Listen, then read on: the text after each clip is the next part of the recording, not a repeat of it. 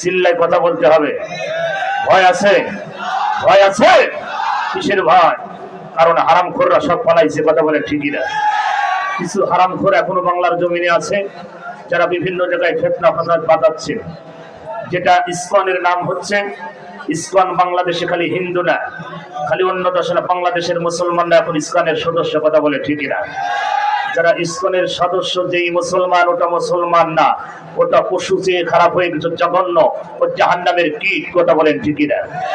কোন মুসলমান ইসকনের সদস্য হতে পারে না, ওটা হচ্ছে জঙ্গলের জানোয়ার।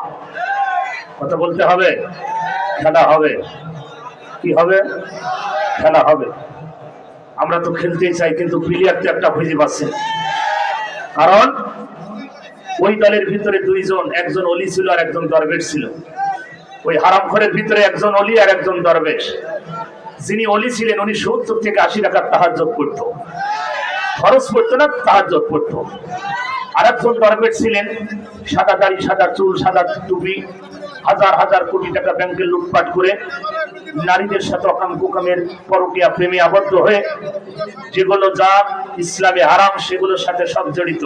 উনি হচ্ছেন দরবেশ বাবা। দরবেশের কাজ যদি এই হয়, অলির যদি এই কাজ হয়, তাহলে বোঝা যাচ্ছে ওই দলে সব হারামখোর আর নারীখোর আর মদখোর। চিল্লাই কথা বলতে হবে। সমান ছেড়ে কথা বলতে হবে। মুসলমান জাগতে হবে। এখনো আর বসে থাকার সময় নাই। কথা বলে ঠিক না? বাতিল মাঝে মাঝে খালি আক্রমণ করছে, এখনো বাংলার জমিনে হারামখোর আছে। কথা বলে ঠিক না? আল্লাহ পাক কোরআন শরীফের ভিতরে কিসাস দিয়েছেন, ওরা যেভাবে হত্যা করেছে ওদেরকেও তোমরা ওইভাবে হত্যা করো। কথা বলেন। আবু সাঈদকে যেভাবে হত্যা করেছে, মুগ্ধকে যেভাবে হত্যা করেছে, 5 জন জামাত ইসলামের নেতাকে ফাঁসি দিয়েছে, আল্লামা সাঈদীকে ইনজেকশনের মাধ্যমে হত্যা করা হয়েছে, ওদেরকে ওইভাবে হত্যা করা লাগবে। কথা বলে ঠিক না? এই বাংলার জমিন থেকে ভারতের দালাল যেন একটা পালাতে না পারে, এই কুমিল্লার মাটি থেকে একটা হারামখোর যেন পালাতে না পারে। আমি বিএনপি ভাইদেরকে দৃষ্টি আকর্ষণ করে বলি, আমরা শুনতে পাচ্ছি, দেখতে পাচ্ছি, এই হারামখোররা আপনারা খালি বুঝতেছে, আপনাদের এই কুমিল্লার বড় হারামখোরকে আপনারা পাচার করেছেন, আমরা সব শুনতে পেরেছি। কথা বলে ঠিক না? এই হারামখোরকে যারা পাচার করবে ওরা হচ্ছে হারামখোর। রাসূল বলেন, আল মারউ মা মান আহাব্বাহু মুতাফাক্কুন আলাইহি। এই পৃথিবীতে যার সাথে তার সম্পর্ক হবে, তার সাথে তার হাসর নাসর হবে। কোন হারামখোরের সাথে যদি কারো সম্পর্ক থাকে, ওটাও হচ্ছে হারামখোর। কথা বলে ঠিক না? কোন নারীখোরের সাথে যদি সম্পর্ক থাকে, ওটাও নারীখোর। কারোর সাথে মদখোরের সাথে সম্পর্ক থাকে, ওটাও হচ্ছে মদখোর। কথা বলেন আমার ভাইয়েরা। এই বাংলার জমি গণতন্ত্র বলে এক নাট্যতন্ত্র তৈরি করেছিল। তারা বলেছিল আমরা মদিনার সনদ দিয়ে দেশ চালাবো, কিন্তু তারা মদিনার সনদ দিয়ে দেশ চালায় নাই, সব মোদির সনদ দিয়ে দেশ চালিয়েছে। কথা বলেন আমার ভাইয়েরা। আমাদেরকে বলা হতো পাকিস্তানের রাজাকার, কিন্তু বাংলাদেশ জামাত ইসলামের একজন নেতা পাকিস্তানে পালায় নাই। কথা বলে ঠিক না? আর হারামখোরদের বলা হতো ভারতের দালাল। আসলে তারা যে দালাল, তারা ভারতে পালাইছে, দিল্লির প্রোডাক্ট দিল্লি চলে গেছে। আল্লাহ যেন ওখানে তাকে শেষ করে দেয়। দোয়া করে দেন যেন এই দিল্লির মাল যেন আর বাংলাদেশে না আসে। আমার ভাইয়েরা, এটা বাংলাদেশের জন্য একটা কি, এখন পর্যন্ত বাংলাদেশের মানুষকে হত্যা করছে। চিন্তা করুন। এই জন্য আমরা সবাই এক হতে চাই। সবাই বলেন, আমরা সবাই বিএনপি জামাত বলেন, অন্য দল, ইসলামী দল যত আছে, আমরা এক হয়ে এই বাংলাদেশকে সুন্দর করে সাজাতে চাই। সবাই রাজি আছেন কি? জোরে বলেন। ওই হারামখোর 56,000 বর্গ মাইলে যেন ওই হারামখোর একটা কোন মাটির চিনচি মাটিতে যেন তাকে জায়গা না হয়। আল্লাহর নবী বলেন যে তোমরা পৃথিবীতে, আল্লাহ পাক এই পৃথিবীতে তোমাদেরকে পাঠিয়েছে। এই পৃথিবীতে পাঠানোর উদ্দেশ্য ওয়াকাদা রব্বুকা আল্লাহ তা'বুদু, একমাত্র এই জমিনে তোমরা গোলামি করবে কার? চিল্লায় বলেন কার? আল্লাহর জমিনে আল্লাহর গোলামি করবে। কিন্তু তারা কোরআনের মাহফিল বন্ধ করে দিয়েছে। কথা বলেন। মুফতি আমির হামজাকে গত বছরে আমার আলামিন ভাইয়ের মাহফিলে উঠতে দেওয়া হয় নাই। ওই বড় হারামখোর তিনি নাকি বলে নিষেধ করেছে। কথাটি বুঝতে পারছেন? আল্লাহ যাকে ধরে তাকে ছাড়ে না। ইন্না বাতশা রাব্বিকা লাশাদীদ। আল্লাহর ধরা পাকড়া কঠিন। আমার ভাইরা, ওরা মনে করেছিল বাপের সম্পদ, এই দেশটা তাদের বাপ দাদার সম্পদ। আল্লাহ বলছেন না, জমিন আমার, আসমান আমার, আইন চলবে কার? জোরে বলতে হবে, আইন চলবে কার? আল্লাহর আইন। আজ যদি হারামখোররা থাকতো এই মাহফিলের অনুমতি আমার মনে হয় সম্ভব ছিল না। কথা বলেন, এটা ফিরাউনের সিস্টেম চালু করেছিল। ফিরাউন ওই জামানায় আলেমদেরকে, জ্ঞানীদেরকে হত্যা করেছে, হাজার হাজার আলেমদেরকে হত্যা করেছিল, অসংখ্য জ্ঞানীদেরকে হত্যা করেছে। আর সেই কায়দায় ফিরাউনের নানিও এদেশের আলেমদেরকে হত্যা করেছে। কথা বলে ঠিক না? কোরআনের মাহফিল দিতে হলে অনুমতি লাগে। আগে যারা 2024 সালে 5 আগস্টে যে থানার ওসি গুলো ছিল, এগুলো সব হারামখোর। কথা বলে, থানার ওসি গুলো, এসপি গুলো সব হারামখোর। 60% পুলিশ ছিল সাধারণ মানুষের পক্ষে। কথা বলে, 60% পুলিশ ছিল সাধারণ মানুষের পক্ষে, আর এই 60% 40% পুলিশ ছিল সাধারণ মানুষের পক্ষে, আর 60% পুলিশ ছিল ওই ফিরাউনের নারীর পক্ষে। তাকে প্রভু হিসাবে গ্রহণ করেছিল, মানুষকে হত্যা করেছে। এই কুমিল্লার মাটিতে নারী পুরুষকে হত্যা করা হয়েছে অনেকগুলো। কথা বলেছে কিনা আমার ভাইরা? এই কুমিল্লার মাটিতে দিয়ে এখন ওই হারামখোরদের সাথে আপনারা মেশে, তাহলে এই মানুষের সাথে বেঈমানি মির্জাফর হবেন। কথা বলে ঠিক কিনা? একটা মানুষ যেন সামনা পাও, কারণ ওই জালেমের বাংলার জমিনে আর কোনো মাটি হবে না। কথা বলে ঠিক কিনা? আল্লাহ যখন জালেমকে পছন্দ করে না, আমরা জালেমকে পছন্দ করব না। কথা বলেন।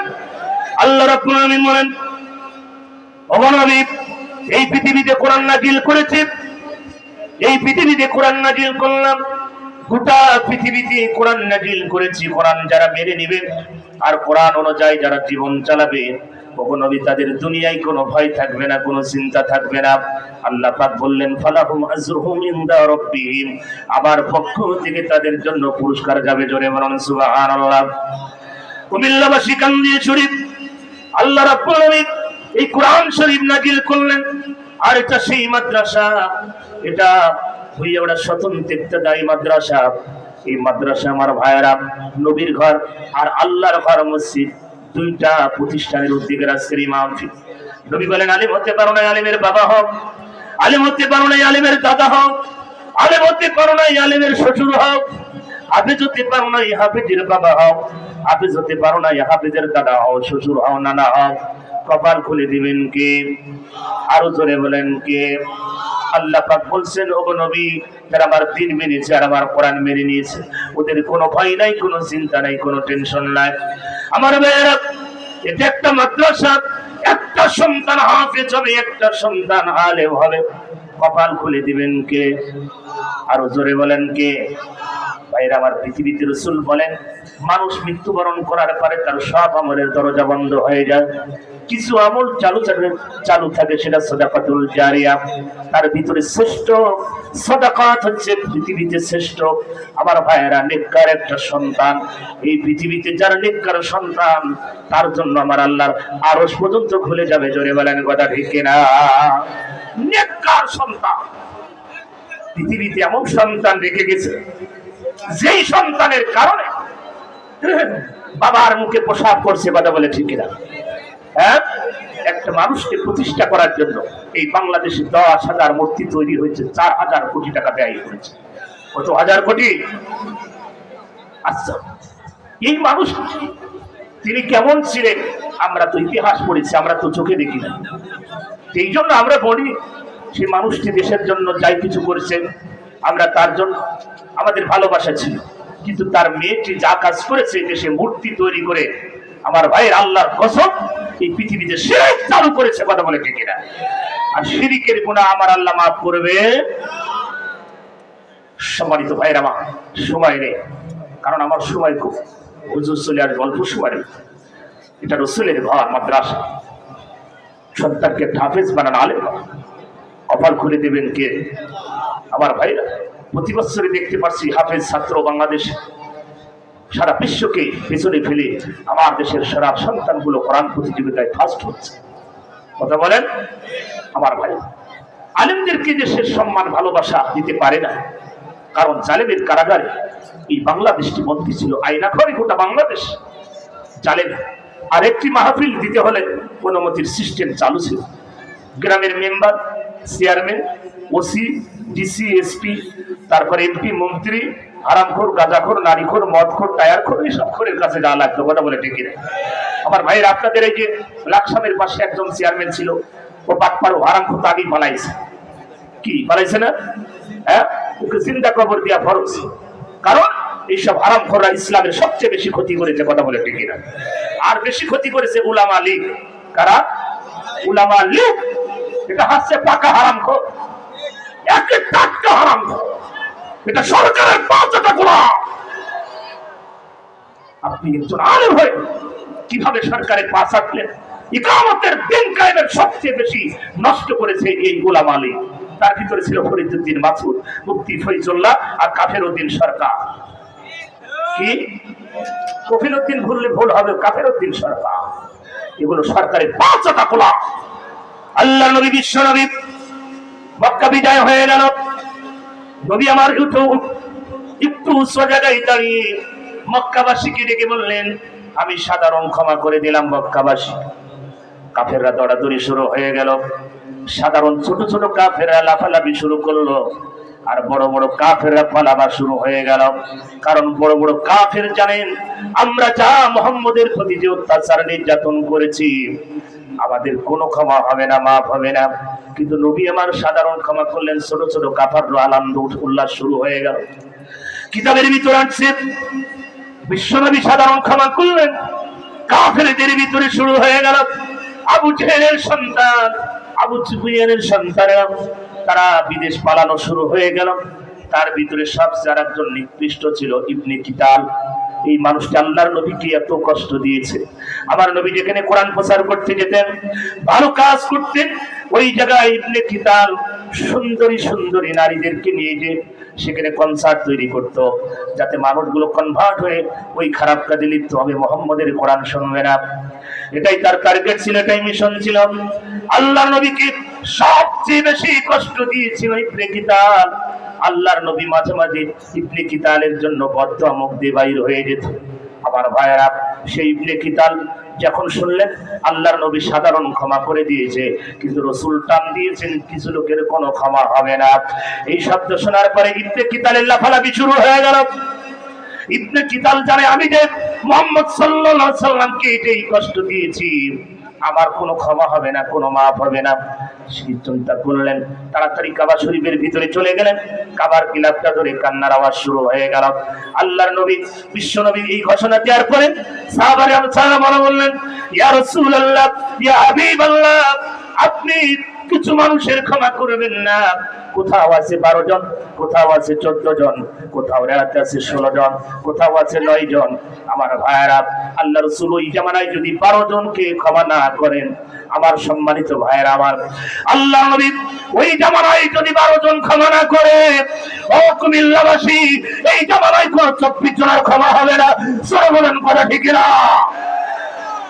ওদের জিন্দা কবর দিতে হবে, কারণ ওইভাবে মানুষকে হত্যা করেছে। আল্লাহ কিসাস দিয়েছেন, কোরআন শরীফের ভিতরে হাদিসে নাই, কোরআন শরীফের ভিতরে রহিত হয় নাই। ওরা যেভাবে হত্যা করেছে, তোমরা ওদেরকে হত্যা করো। আমার ভাইয়েরা, ইবনে কিতাল কাবার গিলাফ ধরে কান্নার আওয়াজ শুরু হয়ে গেল।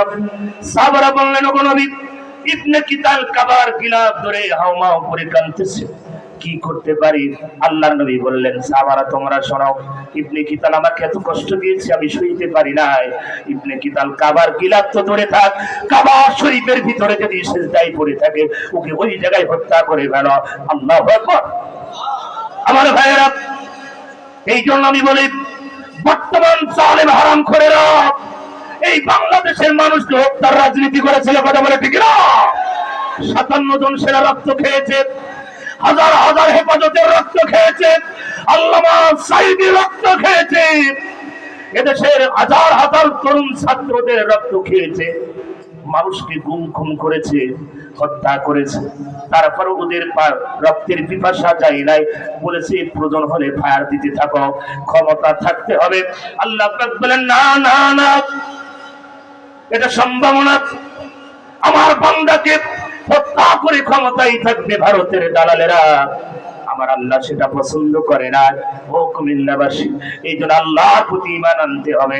আল্লাহ পাক সেটাই বললেন, মান আমানা বিল্লাহ, ওগো নবী, যারা ঈমান আনবে, এই পৃথিবীতে আমিলুস সালিহাত, এই পৃথিবীতে যারা ভালো কাজ করবে, আল্লাহ পাক বলে ও নবী যারা ঈমান আনবে আর পৃথিবীতে যারা ভালো ভালো কাজ করবে, পরকালকে বিশ্বাস করে নেবে, ওদের দুনিয়ায় কোনো ভয় থাকবে না, কোনো চিন্তা থাকবে না, কোনো টেনশন থাকবে না। আজ বাংলার জমিনে ইসলামী আন্দোলন যারা করতে, যারা বুকের টাকা রক্ত জমিনে ঢেলে দিয়েছে, আমার ভাইরা ওদের কোনো ভয় নাই, কোনো চিন্তা নাই। আল্লাহ পাক বলে ও নবী মরতে দেরি, জান্নাত পেতে ওদের দেরি হবে না। জিকির করুন লা ইলাহা। ভাই রাস্তায় জাম না করে ভিতরে বসে পড়েন, আর চেপে চেপে বসেন ভাই প্লিজ। এখন কিছু লোক আসা শুরু হচ্ছে, মেহমান চলে আসবে, একটু চেপে বসেন ভাই। বারবার বলতে পারবো না, হুজুর কিন্তু বলবে না, এই জন্য একটু চেপে বসেন, গরম তো নাই। আর রাস্তায় যারা স্বেচ্ছাসেবক ভাইয়েরা দায়িত্বশীল আছে, আপনারা নামাই দেন। আর যদি আপনারা রাস্তা থেকে না নামে তাহলে চলে যেতে পারেন, কারণ আপনাদের শোনার ওই কনফিডেন্স নাই, আমরা বুঝতে পারছি। আর যদি মনে চায় কোরআন শুনতে হলে সামিয়ানার নিচে আসতে হবে। ইসলামের ভিতরে পরিপূর্ণ দাখিল না হলে সে একজন ইমানদার মুমিন বলে দাবি করতে পারে না। এই জন্য আপনারা প্লিজ ভিতরে আসেন আর একটু জিকির করুন লা ইলাহা।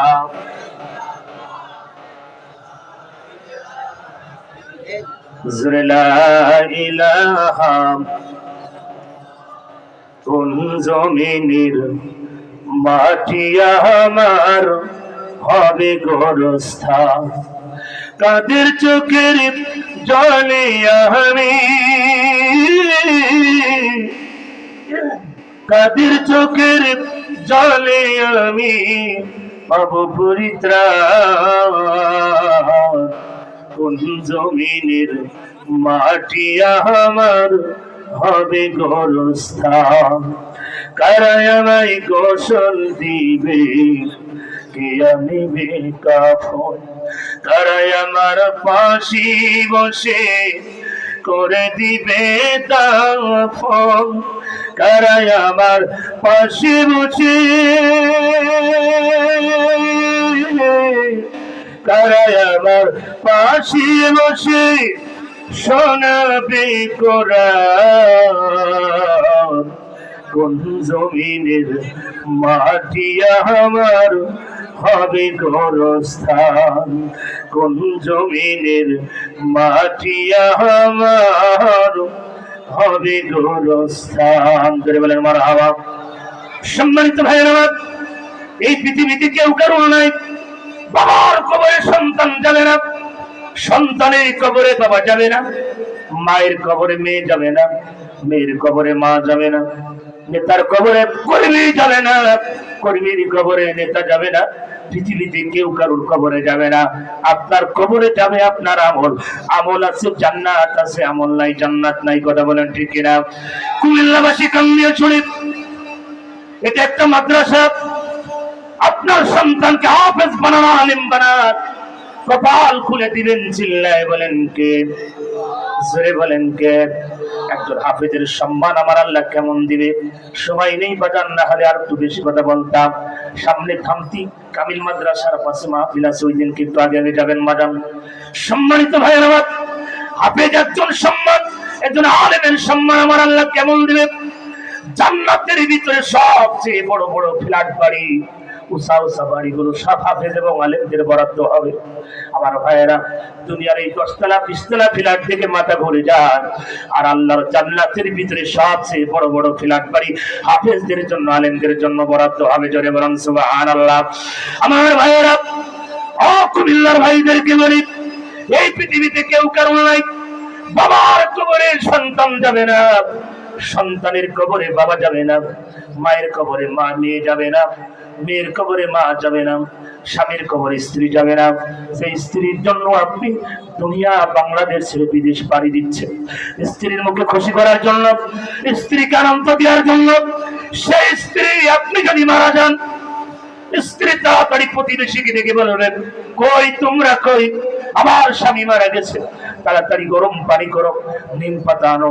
ছেলে বলবে কাপড়ের কাপড় নিয়ে আসো, বাস বাগান তাড়াতাড়ি বাঁশ কাটো, তাড়াতাড়ি কবর কাটাও, তাড়াতাড়ি জানাজা দাও। 1 দিন 2 দিন, তার বেশি রাখবে না। জোরে বলেন কথা ঠিক কিনা? এটাই পৃথিবীর নিয়ম রে বাজান, এটাই পৃথিবীর নিয়ম। বাবা চলে গেছে ওই অন্ধকার গহীন কবরে, আপনি জান নাই কয়দিন বাবার কবরের পাশে একটু দোয়া করেছে, বুকে হাত দিয়ে বলতে পারবেন মা কবরে ঘুমিয়ে আছে। কয়েকদিন মায়ের কবরের পাশে দিয়ে সূরা ইয়াসিন রহমান পড়লেন। এটাই তো আমরা সন্তান, নেককার সন্তান হতে পারি নাই রে বাজান।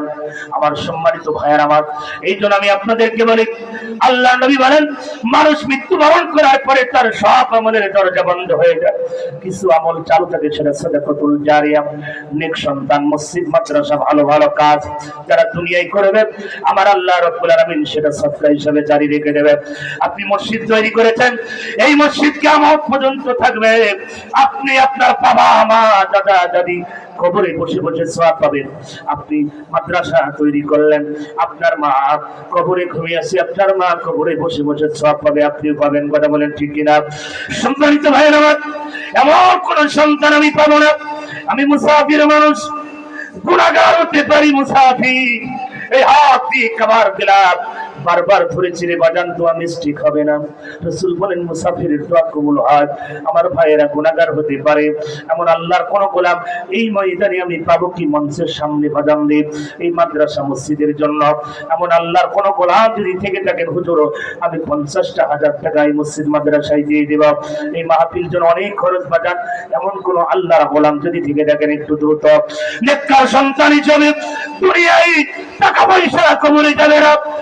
সালমান রহমান এই হারামখোর এদেশের টাকা পয়সা সব লুটপাট করেছে, কিন্তু কারাগারে 1 টাকাও যায় নাই, ওর টাকা ওকে বাঁচাতে পারছে না। কথা বলেন ঠিক কিনা? নুরুল ইসলাম বাবুল যমুনা গ্রুপের মালিক নুরুল ইসলাম বাবুল হাজার হাজার হাজার কোটি টাকার মালিক, চলে গেছে 3টা কাপড়ের কাপড় নিয়ে, কিচ্ছু নিয়ে যেতে পারে।